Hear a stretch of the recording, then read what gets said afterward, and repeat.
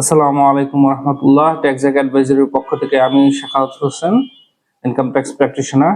আজকে আপনাদের zero return বিষয়ে কিছু কথা বলবো। জিরো রিটার্নের আসলে আইনে কোনো অস্তিত্ব নেই। তো যারাই বিভিন্ন দোকানে বা ফটোকপির দোকানগুলোতে অনেক সময় বিজ্ঞাপন দেয়া থাকে যে জিরো রিটার্ন দেন, 500 টাকা, 1000 টাকা ইত্যাদি ইত্যাদি। তো এইসব দেখে যারা ওই জায়গায় রিটার্ন দিতে যান, তারা সর্বাধিক সময় দেখা যায় আপনার আয়, ব্যয় এবং সম্পদ সবকিছুই শূন্য দেখান। এখন প্রশ্ন হচ্ছে, একটা মানুষের ব্যয় কি কখনো শূন্য হয়? 365 দিনে কি আমি 1 টাকারও ব্যয় করিনি? বিষয়টা তো এরকম হয় না। আমরা তো 3 বেলা খাবার দাবার খাই, সেটা হিসাব করলেও প্রতিদিন মিনিমাম 500 থেকে 1000 টাকা প্রয়োজন হয়।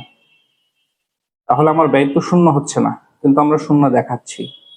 আবার দেখা যাচ্ছে একটা ল্যাপটপ আপনার একটা সম্পদ, একটা বাইক আপনার একটা সম্পদ, কিন্তু আপনি মনে করতেছেন না এটা আপনার সম্পদ, বাট আইনের ভাষায় এটা সম্পদ। তো এই সম্পদকে আপনি সম্পদ না মনে করার কারণে দেখা যাচ্ছে কি আমাদেরকে এই তথ্যগুলা আপনারা দিচ্ছেন না, প্রোভাইড করছেন না, যার কারণে কি আমাদের অজান্তে বা আপনার অজান্তে ভুল তথ্য আপনারা পরিবেশন করছেন। তো অনেক সময় আপনার কিছু ছোটখাটো আয় থাকে যেটাকে আপনারা আয় হিসেবেও মনে করেন না, যেটাকে আইনের ভাষায় আমরা আয় বলে থাকি।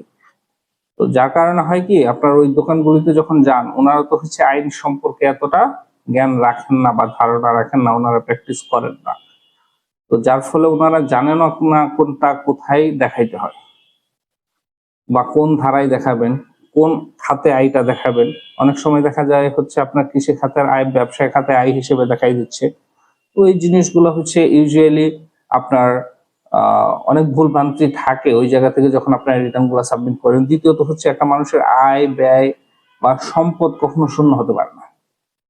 তো আপনারা যখন এইসব কিছু শূন্য দেখান, তখন ডেফিনেটলি একজন কর্মকর্তার জায়গায় যদি আমি নিজেকে চিন্তা করি, আমিও এই প্রশ্নই ডেফিনেটলি করবো যে আপনার ব্যয় কিভাবে শূন্য হতে পারে। তো তার মানে কি, আপনি আমাকে সঠিক তথ্য দেননি, মিথ্যা তথ্য দিয়েছেন, যার কারণে কি কর ফাঁকির মামলার নোটিশ জারি হচ্ছে এবং আপনারা আবার ভয় পাচ্ছেন এবং আলটিমেটলি কি আপনারা এই দিন শেষে আবার ইনকাম ট্যাক্স প্র্যাকটিশনার বা কর আইনজীবীদের কাছে আসতেছেন মামলাগুলো পরিচালনা করার জন্য। কারণ ওই দোকানদার আপনার যে জিরো রিটার্ন সাবমিট করে দিচ্ছে, সে তো আর মামলা পরিচালনা করতে পারবে না। তো পরবর্তীতে দ্বিতীয়বার যেন আসতে না হয়, সেজন্য আমার সাজেশন থাকবে, আপনারা যখনই রিটার্ন সাবমিট করতেছেন, ডেফিনেটলি কোনো না কোনো কর আইনজীবীর পরামর্শ নিয়ে তারপর আপনারা রিটার্ন সাবমিট করুন। এমনিতে এখন সময় খুব কম, আর মাত্র 10 থেকে 12টা দিন আছে।